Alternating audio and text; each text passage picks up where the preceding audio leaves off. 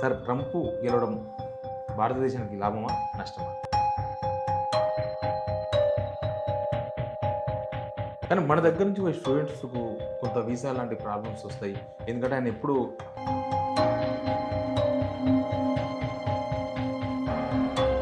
అట్లాంటి పాలసీ మనకి ఇబ్బంది కదా! మన నుంచి అమెరికాకు పోవాల్సిన వాళ్ళకు.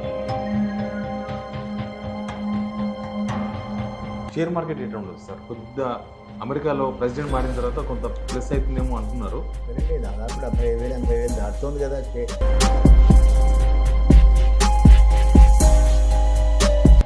ఇప్పుడు డాలర్ రేటు 84.5 84.5 రూపాయలు. ఆ ఎఫెక్ట్ ఎట్లుంటుంది మన మీద?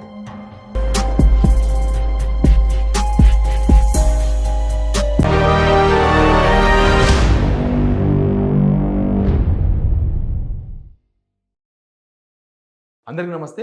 అమెరికా కొత్త ప్రెసిడెంట్గా ట్రంప్ గెలిచిన తర్వాత మన భారతదేశం పరిస్థితి ఏంది? మన దగ్గర నుంచి పోయిన విద్యార్థుల పరిస్థితి ఏంది? ఈ సాఫ్ట్వేర్ ఏంది? అసలు సాఫ్ట్వేర్ అంతా కూడా పరిస్థితులు బాగాలేవు. అమెరికాలో ఆర్థిక మాంద్యం వచ్చింది, త్వరలో భారతదేశం రాబోతుందని చెప్తున్నారు. ఇంకా మిగతా షేర్ మార్కెట్ ఏంది?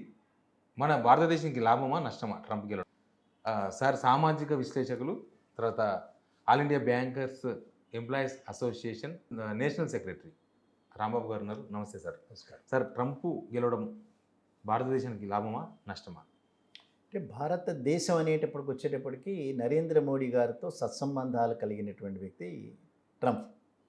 సో ఈవెన్ మరొకసారి ట్రంప్ గెలవాలని చెప్పి అమెరికాలో క్యాన్వాస్ చేసిన వ్యక్తి నరేంద్ర మోడీ గారు చాలా సందర్భాల్లో చెప్పారు.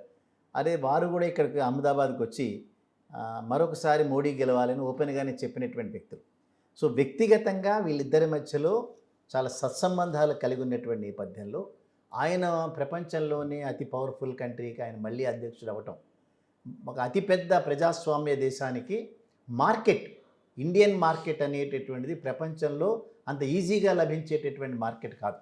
145 కోట్ల మంది జనాభాతో దాదాపు 3వ స్థానానికి ఎగబాకుతున్నటువంటి ఈ ఆర్థిక వ్యవస్థలో దీన్ని ఉపయోగించుకుని మార్కెట్ చేయటం అనేటటువంటిది ట్రేడ్ మీద ఆధారపడినటువంటి అమెరికా లాంటి దేశాలకి తప్పనిసరిగా ఇవన్నీ కూడా వరాలుగా భావిస్తారు వాళ్ళు. అదే రకంగా మన దగ్గర అనేక సందర్భాల్లో అమెరికాలో డిఫరెంట్ ప్రెసిడెంట్స్ అధ్యక్షులుగా ఎన్నికైనటువంటి వాళ్ళు అమెరికా యొక్క ఆర్థిక పరిస్థితి వ్యవస్థ మెరుగుపడడానికి బలపడడానికి ప్రధానమైనటువంటి కారకులు భారతదేశానికి సంబంధించిన సాఫ్ట్వేర్ ఇంజనీర్ అనేటటువంటి మాట చెప్పారు. సో ఇక్కడ ఉన్నటువంటి సైంటిఫికల్గా అంటే వైద్య విద్యని అభ్యసించినటువంటి వ్యక్తులు కానీ, లేదా ఈ సాఫ్ట్వేర్ టెక్నాలజీలో పరిణితి చెందిన వ్యక్తులు కానీ అమెరికా యొక్క పెరుగుదలకు ఉపయోగపడ్డారని అనేక సందర్భాల్లో అనేక అధ్యక్షులు చెప్పినటువంటి మాట. అటువంటి సందర్భంలో ఒక పవర్ఫుల్ కంట్రీకి మళ్ళీ తిరిగి 4 సంవత్సరాల కాలం కోసం ట్రంప్ ఎలక్ట్ అవటం, అతిపెద్ద దేశంలో మరొక 5 సంవత్సరాల కాలం కోసం నరేంద్ర మోడీ గారు ఆల్రెడీ ఎలక్ట్ అవటం, ఇద్దరి మధ్యలో సత్సంబంధాలు ఉండటం వలన తప్పనిసరిగా రెండు దేశాలకి వీరి యొక్క ఫ్రెండ్షిప్ అనేటటువంటిది, అండర్స్టాండింగ్ అనేది తప్పనిసరిగా వీళ్ళ రెండు దేశాలకి మంచి జరుగుతుంది అనేటటువంటి దానికే మనకి ఆధారాలు ఉన్నాయి. ఎటువంటి సమస్యనైనా పరిష్కరించుకోగలిగినటువంటి విజ్ఞత కలిగినటువంటి వ్యక్తులు వీళ్ళిద్దరు, అనుభవం కలిగినటువంటి వ్యక్తులు. ట్రంప్ అనేటటువంటి వ్యక్తి కొద్దిగా తొందరపాటు మనిషి అయినా అతని ఆలోచనలు కానీ అతని యొక్క చేతలు కానీ తొందరపాటు నిర్ణయాలకి ప్రభావితం అయ్యేటటువంటి వ్యక్తులైనా కూడా నరేంద్ర మోడీ 10-11 సంవత్సరాల కాలంలో అత్యంత అనుభవాన్ని గడించినటువంటి వ్యక్తి తను ఒక ప్రధానమంత్రిగా.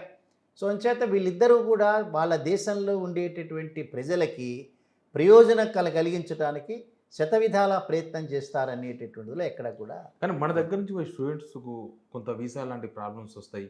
ఎందుకంటే ఆయన ఎప్పుడు అమెరికన్స్కు సపోర్ట్ చేస్తుంటాడు ట్రంప్, కాబట్టి సమస్యలు వస్తాయి. డిక్లేర్ చేశాడుగా ఫస్ట్ అమెరికన్ పాలసీ అనుకుంటా. America is first. అట్లాంటి పాలసీ మనకి ఇబ్బంది కదా, మన నుంచి అమెరికాకు పోల్చిన వాళ్ళకు చదువుకోవడం కోసం, ఉద్యోగాల కోసం. అంటే ఆయన ప్రతిపక్షంలో ఉన్నప్పుడు ఉద్యోగాలన్నీ కూడా బయట దేశాలకు వెళ్ళిపోతున్నాయని చెప్పి ఒక 2-3 సార్లు మాటలన్నా, మరి భారతదేశంలో ఉండేటటువంటి టెక్నికల్ పీపుల్ని అప్రిషియేట్ చేసిన వ్యక్తిగా ఆయన.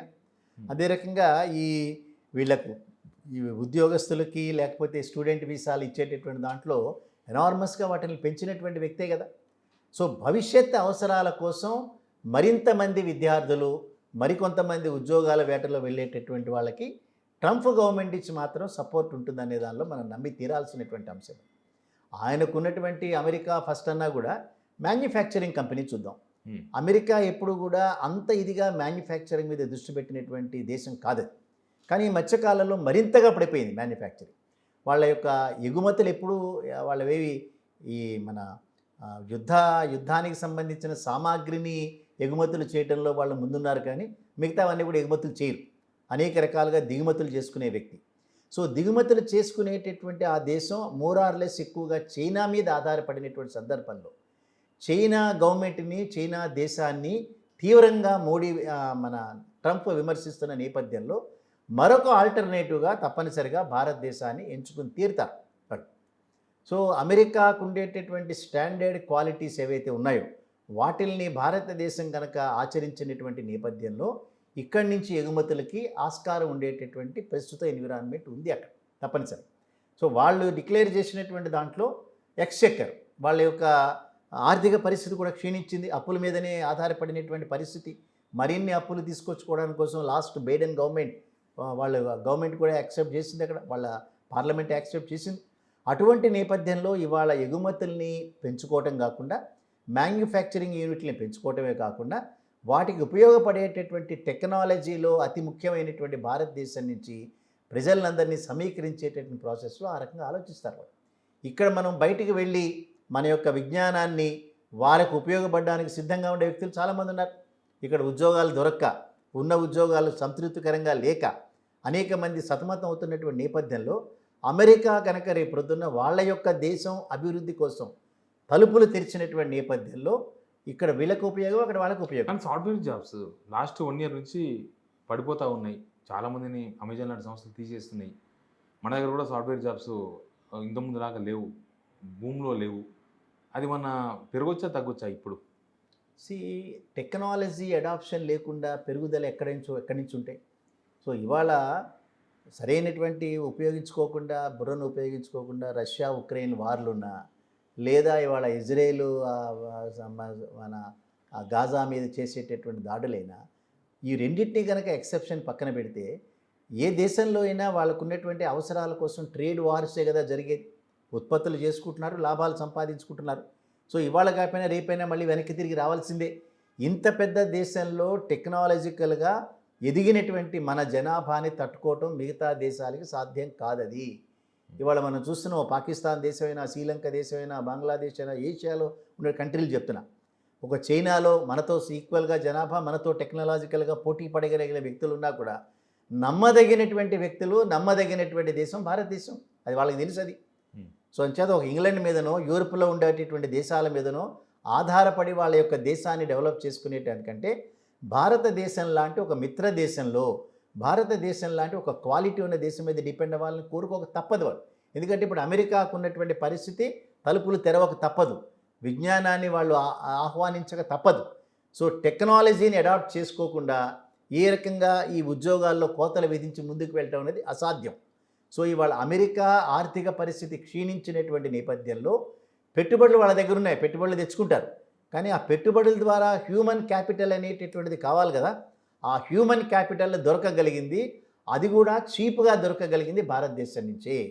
చైనా నుంచి దొరకగలిగినా కూడా నమ్మదగిన దేశంగా భారతదేశం, భారతదేశంలో ఉండేటటువంటి విద్యార్థులు, భారతదేశంలో ఉండేటటువంటి జ్ఞాన సంపద కలిగినటువంటి ప్రజల్ని ఖచ్చితంగా అమెరికా ప్రభుత్వం రాబోయేటటువంటి రోజుల్లో ఆహ్వానించి తీరుతుంది.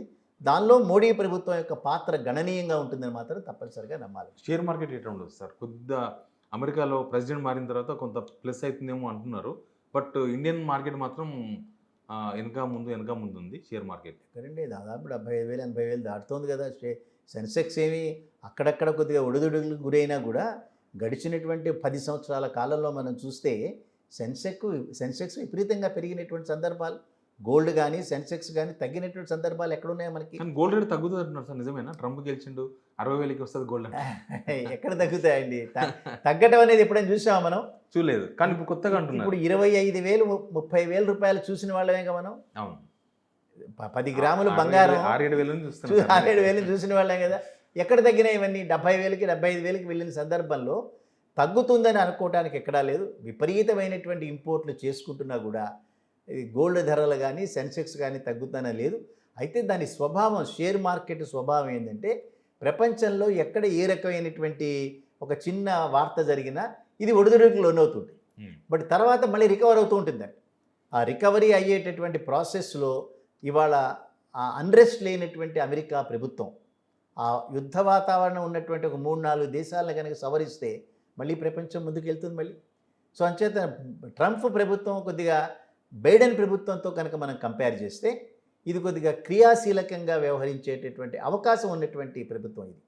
దానికి మన పక్కకు పెట్టేయలేం. బైడెన్ ప్రభుత్వం నిష్క్రియా పర్వతం, ఏం చేయకుండా 4 సంవత్సరాలు గడిపేసినారు వాళ్ళు. ఆ కంట్రీకి ఉండేటటువంటి ఇమేజ్తో గడిపినారు. అదర్వైజ్ అమెరికా దేశం అంత సంచలనాత్మక దేశం అయ్యిండు కూడా వాళ్ళ కళ్ళ ముందు 2 వార్లు జరుగుతున్నాయి. అదే మరి ఇప్పుడు ట్రంప్ కనుక కదా, అదర్వైజ్ ట్రంప్ కంటే ముందు ఉన్నటువంటి వ్యక్తులు ఇట్లా రష్యాని ఉక్రెయిన్ వార్ అట్లా వదిలిపెట్టారు కదా, ఎక్కడో ఒకటి దాన్ని తెలుస్తారు. సో తనేదో నాటోలో చేరబోతున్నాడు అనేటటువంటి ఒక డౌట్ని ఇంత పెద్ద వారుగా అనేక మందిని చచ్చిపోయేటట్టుగా చేసినటువంటి దాన్ని అవి కనుక సెటరేట్ చేసిన రోజున తప్పనిసరిగా మళ్ళీ వ్యాపారం పుంజుకుని ఈ రకమైన ఉద్యోగాలని కోతలన్నీ కూడా బయటపడేటువంటి అవకాశం. ఏవైనప్పటికీ మీరు అనేటటువంటి షేర్ మార్కెట్ బయట దేశాల్లో జరిగినటువంటి చిన్న చిన్న సంఘటనలకి లోనైనా కూడా మన యొక్క ఆర్థిక పరిస్థితి పుంజుకుంటున్నటువంటి నేపథ్యంలో, ఆర్థికంగా మనం ఎదుగుతున్నటువంటి నేపథ్యంలో 5వ 6వ స్థానంలో ఉండేటటువంటి మనం 3వ అతిపెద్ద ఆర్థిక వ్యవస్థని కలగబోతోంది అనేటటువంటి పదే పదే ప్రభుత్వం క్లెయిమ్ చేస్తున్నటువంటి నేపథ్యంలో, మన క్లెయిమ్ని అనేక దేశాలు సమర్థిస్తున్నటువంటి నేపథ్యంలో తప్పనిసరిగా ఆర్థికంగా మనం ముందుకు వెళ్తున్నాం అనేటటువంటి దాన్ని మనం నమ్మాలి. ఆ రూపంలో షేర్ మార్కెట్ కానీ, లేదా ఇక్కడ ఉద్యోగాల కల్పన కానీ, లేదా అమెరికాలో ఉండేటటువంటి ఉద్యోగాల్లో భారతదేశ యొక్క విద్యార్థుల పాత్ర కానీ గణనీయంగా పెరుగుతుంది అనుకోవటంలో మనం ఖచ్చితంగా ఆశాజనకంగానే ఉండాలనేది నేను నమ్ముతున్నాను. సార్, మన రూపాయి క్షీణించిపోయింది. ఇప్పుడు డాలర్ రేటు 84.5, 84.5 రూపాయలు. ఆ ఎఫెక్ట్ ఎట్లుంటుంది మన మీద? అంటే నిర్మలా సీతారామన్ గారు ఏమో అన్నారు కదా, డాలర్ ధర పెరిగింది కానీ రూపాయి ధర ఏం తగ్గలేదనేది. సో ఈ రెండింటికి డిస్టింక్షన్ ఏమిటనేది వాళ్ళే చెప్పాలి. మళ్ళీ తిరిగి ఎన్నికైనారు, ఇంకో 4 సంవత్సరాలు వాళ్ళే ఉంటారు. సో అనేక రకాలైనటువంటి చర్చల్లో మీకు నాకు తెలుసు, డాలర్తో ఎక్స్చేంజ్ చేసిన, యూరోతో ఎక్స్చేంజ్ చేసిన ఆ విలువ అనేటటువంటిది మనం చాలా పడిపోయింది అనేటి. మామూలుగా మనం భారతదేశంలో ఉండేటటువంటి రూపాయి వాల్యూతో చూసుకుంటే దాన్ని వేరే రకంగా కంపేర్ చేయొచ్చు. బట్ ఎక్స్చేంజ్ వాల్యూ కనుక మనం ఎప్పుడైతే చూస్తామో మనం చాలా అట్టడుగు స్థాయికి వెళ్ళిపోయాం. గడిచినటువంటి 20 సంవత్సరాల కాలంలో దాదాపు 50-52 రూపాయల నుంచి 84 రూపాయల వరకు కూడా జారిపోయినాం అవన్నీ కూడా. అది ఏ రకంగా కన్స్ట్రక్ట్ చేస్తారు? అన్లెస్ ఎగుమతులు మీరు పెంచుకోకుండా, అన్లెస్ ఆ దిగుమతుల మీద మీరు చేసేటటువంటి ట్యాక్సులు మీరు చేసుకోకుండా, ఎగుమతులు పెంచకుండా ఏ రకమైనటువంటి లాభాన్ని మీరు ఫారిన్ ఎక్స్చేంజ్ని సాధించలేరు. సో ఇవాళ అన్ఫార్చునేట్గా ఏంటంటే ఇండియన్ మార్కెట్లో ఎగుమతులు చేయగలిగినటువంటి కెపాసిటీ అనేటటువంటిది సన్నగిల్లుతున్నటువంటి నేపథ్యంలో ఈ అదానీ లాంటి వ్యక్తులు, అంబానీ లాంటి వ్యక్తులు వాళ్ళ యొక్క ఆస్తుల్ని పెంచుకోవడంలో వాళ్ళు నిమగ్నమై ఉన్నారు తప్పిస్తే దేశం యొక్క ఆర్థిక పరిస్థితిని కనుక కాంట్రిబ్యూట్ చేసేటటువంటి ఏ రకమైన కాంట్రిబ్యూట్ చేసినా తప్పనిసరిగా మనకి ప్రపంచవ్యాప్తంగా మనం కన్ఫర్మ్ అవుతాం. అదర్వైజ్ మనకి ఎగుమతులు అనేటటువంటి సన్నగిల్లిపోయినటువంటి నేపథ్యంలో, కరెంట్ అకౌంట్ డెఫిసిట్లు అనేటటువంటిది పెరిగిపోతున్నటువంటి నేపథ్యంలో దాని మీద కాన్సన్ట్రేట్ చేయకపోతే మాత్రం నష్టపోతాం. సో అంచేత భారత ప్రభుత్వం అది రూపీ వాల్యూని గణనీయంగా పెంచడంలో మాత్రం తప్పనిసరిగా వాళ్ళు కాంట్రిబ్యూట్ చేయాలి. ఇప్పటిదాకా చేసిన కాంట్రిబ్యూషన్ మాత్రం సరిపోదు. ఈ 4 సంవత్సరాల కాలంలో అనవసరమైన వివాదాల్లోకి వెళ్లకుండా రాష్ట్ర ప్రభుత్వాలన్నీ పట్టేసినారు కాబట్టి ఇప్పటికే 28 రాష్ట్రాల్లో 19, 20 వచ్చినట్టుగా నేను చూశాను. 19 రాష్ట్రాలు. సో 19 రాష్ట్రాలు పట్టేసినారు. ఇక భవిష్యత్తులో మళ్ళీ ఉత్తరప్రదేశ్ తప్ప వాళ్ళకి ఎన్నికలు లేవు. సో అంచేత దీంతో దేశంలో అతిపెద్ద రాష్ట్రం మహారాష్ట్ర, అతి సంపన్నమైనటువంటి రాష్ట్రం మహారాష్ట్ర, ఆర్థిక రాజధాని బాంబే ఉన్నటువంటి రాష్ట్రం, దాన్ని పట్టేసుకున్నారు ఇప్పుడు. అందుకని ఈ రూపీ వాల్యూని మరింతగా పెంచడానికి, ఎక్స్చేంజ్ వాల్యూలో మనం తగ్గిపోకుండా ఉండడానికి వాళ్ళు కాంట్రిబ్యూట్ చేస్తారని మనం అనుకుందాం. Thank you very much sir. ఇది భారత్ మీద Trump effect. Please subscribe signal TV.